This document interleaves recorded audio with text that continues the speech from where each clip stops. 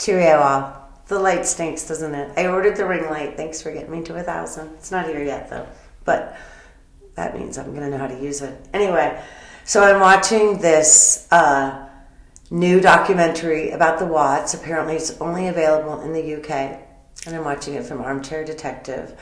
I don't know how you guys feel about him. I have mixed emotions. There's times he gets on my nerves. But you all need to remember this. You realize he was the one that saw the shadows under the truck. We all assumed that Dickhead murdered those little babies up in the house.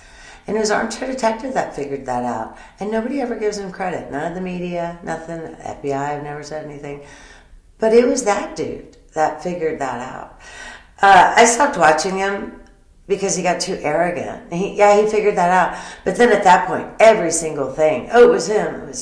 So anyway, this documentary, this is going to be a many-part series for me. I'm going to link the documentary below, assuming I remember.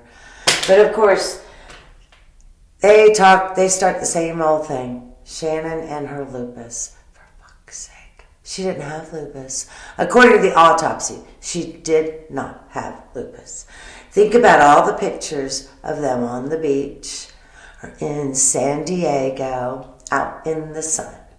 Okay, people with lupus don't go in the sun. That's part of the issue. It messes them up.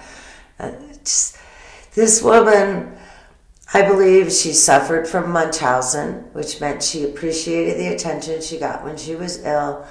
And then I also believe she suffered from Munchausen by proxy. She appreciated the attention she got when her children were ill. And I mean, that's apparent. She doctor shopped. She publicly posts that she's going to find a doctor that will diagnose her children with that FMH thing or whatever the fuck it was called, the familiar thing. She'd find one. So it didn't matter how many doctors she had to go to. But I believe that's part of the reason she left North Carolina. She'd been to every doctor probably within 100 miles. And they can't find anything wrong with her. There's nothing wrong with you. You have mental issues, not physical issues. But, okay. So in the beginning of this video, they talk about what really made Shannon fall in love with Chris. Well, they were on a car ride, and she had a migraine. And he let her put her head in his lap for 3 hours without moving. I'm being serious. That was the deed that Chris did that made her realize he was the man for her. So my question is, what kind of jerks was she dating before? You're on a car ride. There's no place to go. Of course he's going to let you lie down, dumbass. But what kind of people were you hanging out with? I think about when I got sick. My daughter, who was my son then, still has a penis, but my girlfriends would come over and pick Joe up to take him to playgroup. We did playgroup and stuff, just so that I could have some time just to myself. I can remember a playgroup where my intestine flared up, and they had to call the ambulance and stuff. Ambulance, great English. But I never had to worry about Joe. My girlfriends had him taken care of. It was your friends. That's just what they do.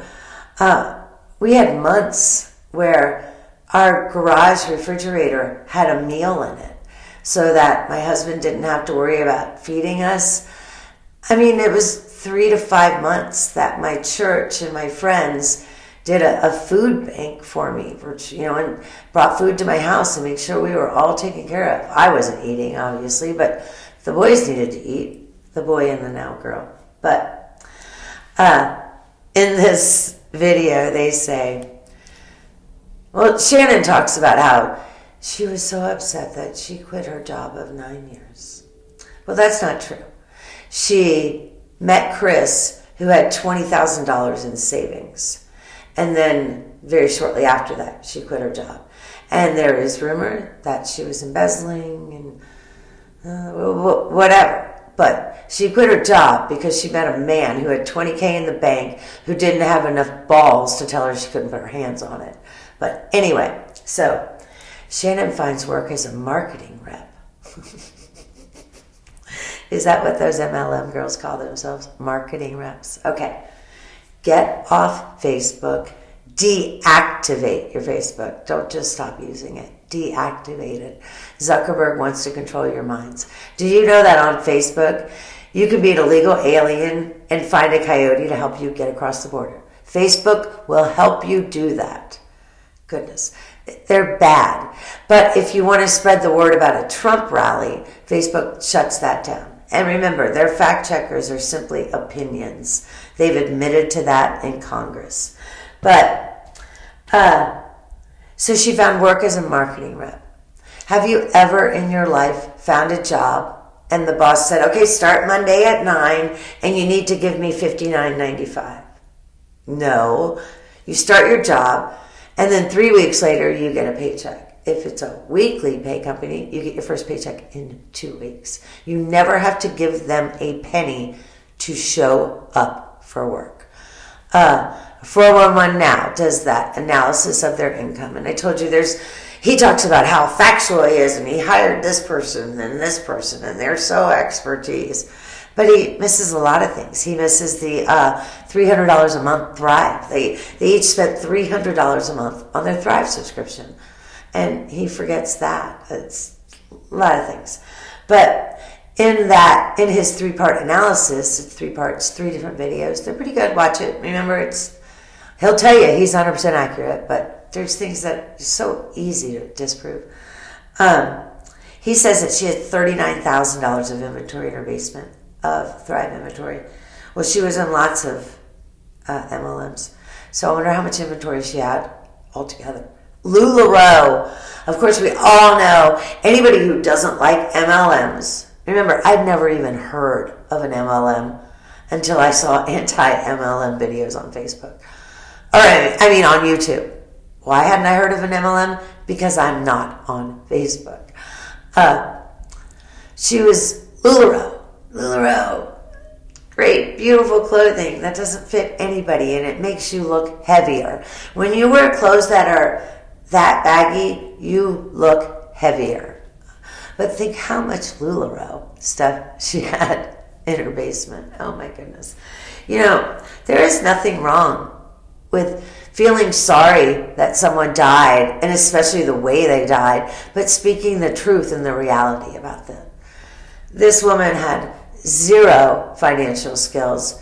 She had a lot of mental issues. And I believe that those were major factors into what happened. This dude didn't have access to his bank account. Can you imagine swiping your card at dinner and your spouse getting notified that you spent money? Fuck that. This is not communist Germany. This is not the United States in 2022. I'm half joking about that. But that's authoritarianism at its finest. Swipe my card and let my spouse know. That's fucking creepy. Okay. Like and subscribe, please. Please comment below because I do care what you have to say. God bless America and let's go Brenton.